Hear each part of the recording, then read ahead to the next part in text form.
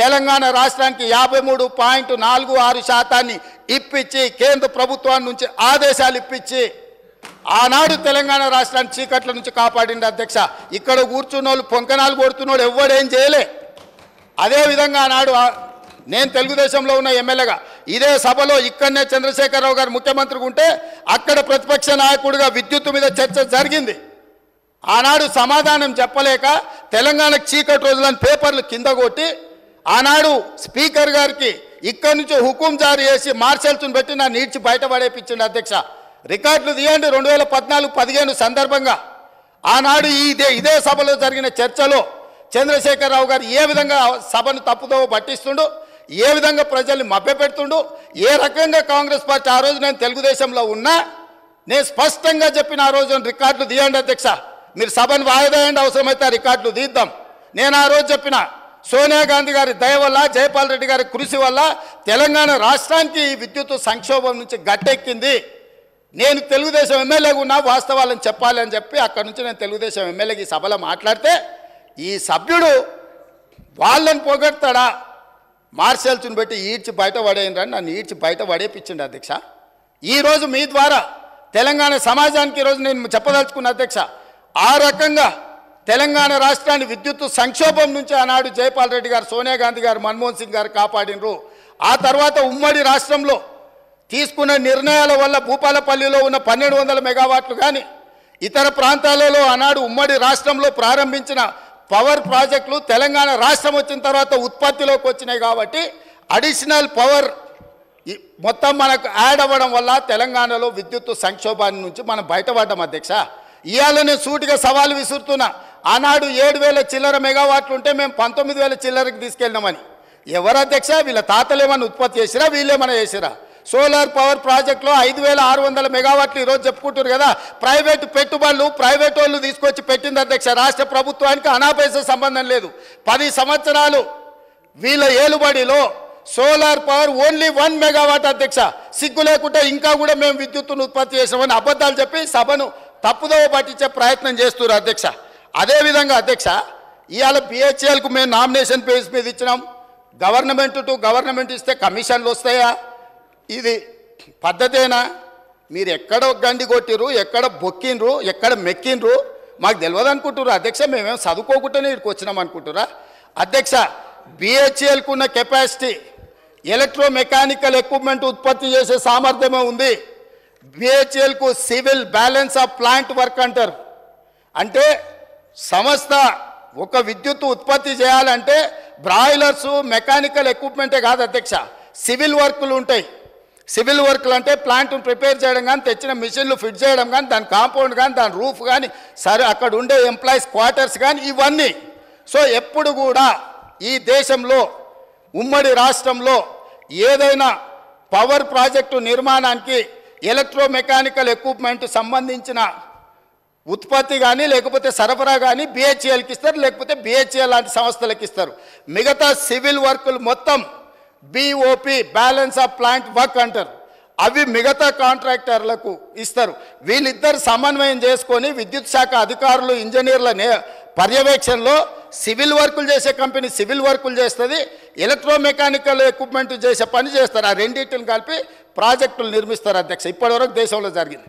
కానీ తెలివితేటలు గల్లోళ్ళు ఎట్లయితే కొట్టేయాలనో తెలిసిన వాళ్ళు వీళ్ళు తెలివితేటలన్నీ ప్రదర్శించి G2G బిహెచ్ఎల్కి ఇస్తున్నాం అనే నెపం మీద ఏదైతే అంచనాల రేట్ల ప్రకారం వీళ్ళు డైరెక్ట్గా బిహెచ్ఎల్కి ఇచ్చారు అధ్యక్ష. బిహెచ్ఎల్కు 4,000 మెగావాట్లు దాదాపు 29,000 చిల్లర కోట్లు. నేను సబ్జెక్టు కరెక్షన్ నేను రికార్డు మళ్ళీ తీసుకొని చెప్తా అధ్యక్ష. ఆనాడు ఒప్పందం చేశారు. బిహెచ్ఎల్ నుంచి వీళ్ళ బినామీలు, వీళ్ళ బంధువులు, వీళ్ళకి కావాల్సిన వాళ్ళు సివిల్ వర్కులు మొత్తం మళ్ళీ బిహెచ్ఎల్ నుంచి వాళ్ళ కాంట్రాక్ట్ ఇచ్చారు అధ్యక్ష.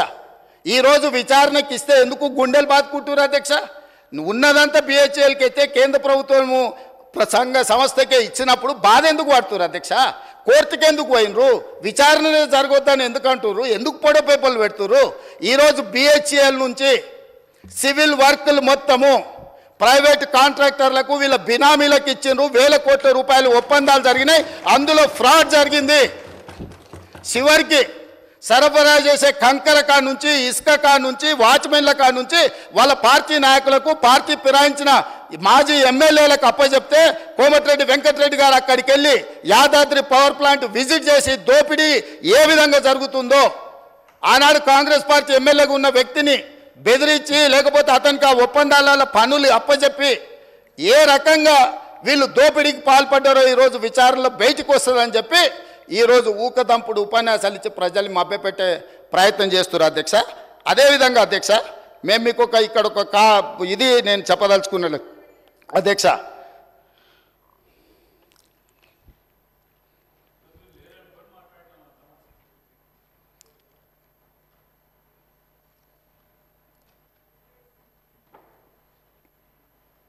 రెండు 2400 మెగావాట్ల పవర్ ప్రాజెక్ట్ టెండర్ పిలిస్తే BHEL Korean company BHEL company ఇంకొక కంపెనీ టెండర్లో పార్టిసిపేట్ చేసింది అధ్యక్ష.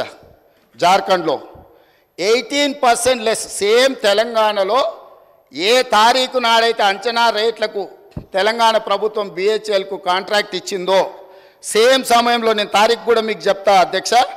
2017 అధ్యక్ష, జూలై 18, 2017 సేమ్ సందర్భంలో జార్ఖండ్ ప్రభుత్వము క్లియర్గా 2400 మెగావాట్ల విద్యుత్ ఉత్పత్తి చేసే టెండర్ పిలిస్తే సూపర్ క్రిటికల్ టెండర్ మీద వాళ్ళు టెండర్ పిలిస్తే బిహెచ్ఎల్, దుసాన్ అనే కొరియన్ కంపెనీ, ఎల్ఎన్టీ కంపెనీ 3 టెండర్ల కాంపిటీషన్లో పాల్గొన్నాయి అధ్యక్ష.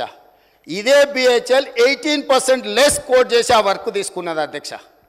ఈరోజు టెండర్ జరిగితే బిహెచ్ఎల్ కాంపిటీట్ చేసి జార్ఖండ్ రాష్ట్రంలో 18% లెస్లా సూపర్ క్రిటికల్ 2400 మెగావాట్ల పవర్ ప్రాజెక్టు టెండర్ అక్కడ తగ్గించుకుంటే ఇక్కడ రేట్లకు వీళ్ళు ఒప్పందం చేశారు. అంటే 18% లెస్లో తెలంగాణలో వర్కులు చేయడానికి అవకాశం ఉన్న పవర్ ప్రాజెక్టును 4000 మెగావాట్ల విద్యుత్ పవర్ ప్రాజెక్టును బిహెచ్ఎల్కి అప్పచెప్పి ఏం చెప్పిండ్రు అధ్యక్ష? ఆ రోజు 2.5 సంవత్సరాలలో తెలంగాణలో విద్యుత్ ఉత్పత్తి చేసేది ఉన్నది కాబట్టి మేము బిహెచ్ఎల్కి ఇచ్చినామన్నారు. 9 ఏళ్ళు అయింది అధ్యక్ష టెండర్ ఇచ్చి. 9 ఏళ్ళైనా ఇంతవరకు ఉత్పత్తి మొదలు కాలేదు అధ్యక్ష. ఆనాడు 7 కోట్లకు పర్ మెగావాట్ విద్యుత్ ఉత్పత్తి చేస్తామని ఒప్పందం చేస్తే ఇవాళ 10 కోట్ల రూపాయలకు పెరిగింది అధ్యక్ష అంచనా.